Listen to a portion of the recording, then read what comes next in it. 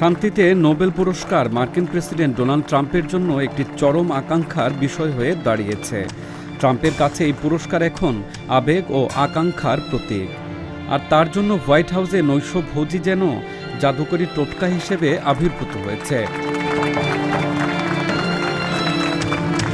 এর আগে হোয়াইট হাউসের নৈশভোজে অংশ নেওয়ার পরপরই ট্রাম্পকে শান্তিতে নোবেল মনোনয়নের সুপারিশ করেছিলেন পাকিস্তানের সেনাপ্রধান। এবার এই তালিকায় যুক্ত হয়েছেন ইসরায়েলি প্রধানমন্ত্রী বেনিয়ামিন নেতানিয়াহু।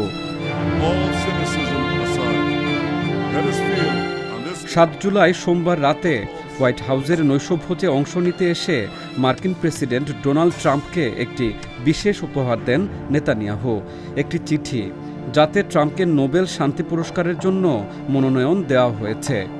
তার দাবি, বিশ্বজুড়ে সংঘাত নিরসনে, বিশেষ করে গাজা যুদ্ধ বন্ধে তার প্রচেষ্টা পুরস্কার পাওয়ার যথেষ্ট যোগ্যতা তৈরি করেছে। 21 মাস ধরে চলা এই সংঘাতের একটি স্থায়ী সমাধান নেতানিয়াহুর স্থায়ী যুদ্ধবিরতি চুক্তিতে সম্মত হওয়ার ইচ্ছার ওপর নির্ভর করছে।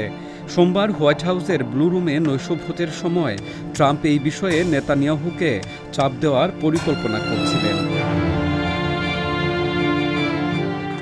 তবে খাবার পরিবেশনের আগেই নেতানিয়াহু দ্রুত ট্রাম্পের শান্তি স্থাপনের সক্ষমতা তুলে ধরেন, যেখানে মধ্যস্থকারীরা এখনও যুদ্ধবিরতি চুক্তির বিশদ বিবরণ চূড়ান্ত করতে কাজ করে যাচ্ছেন।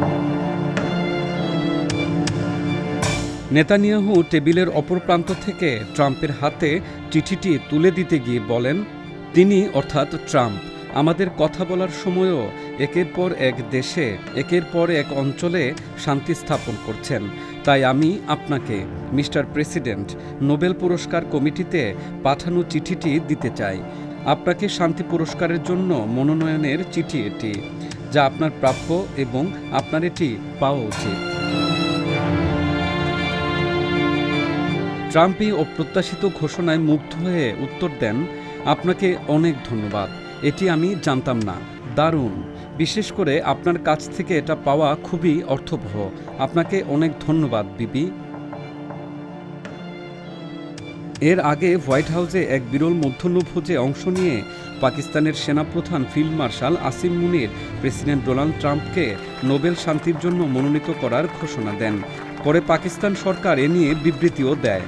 এ নিয়ে পাকিস্তানি ক্ষুব্ধ প্রতিক্রিয়া দেখা গেছে।